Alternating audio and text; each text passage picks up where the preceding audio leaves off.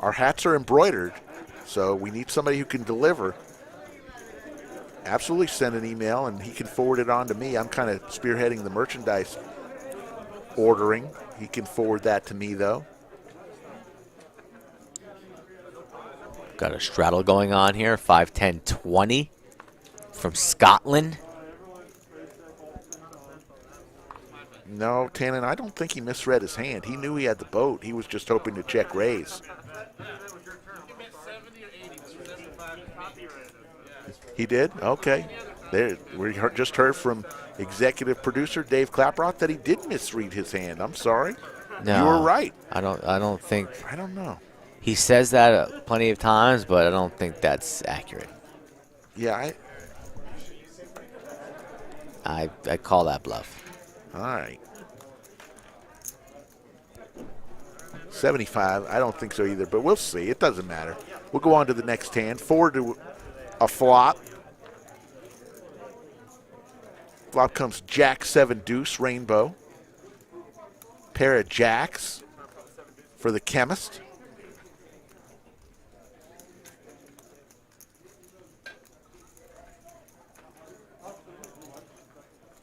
Yes, I want to thank our title sponsor tonight, as always.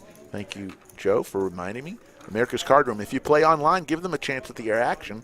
If you play live, we hope you call the Lodge your home. Congratulations if you won a big tournament from them. There's a bet.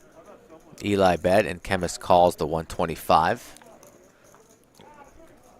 So we're going to go heads up to a turn between the 1 and the 6. Action first on the Chemist now. Now a wheel draw. Let's see if he misreads this hand. For Eli. Checks it over to Eli. Let's see if Eli wants to fire the double barrel. Picks up a little bit more equity, a 3 for the wheel, and he's going to fire out 305. Top pair, top kicker for the Chemist.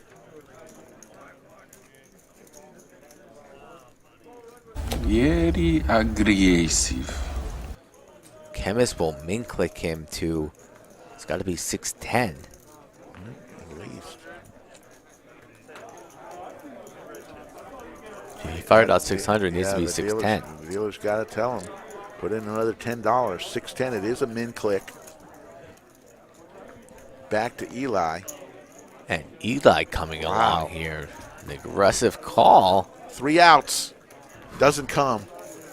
So the Chemist has this one locked up. Jackson 4s with the ace kicker. And if you're the Chemist, though, and you get called, you're still a little bit worried. Like, what's he calling me with here?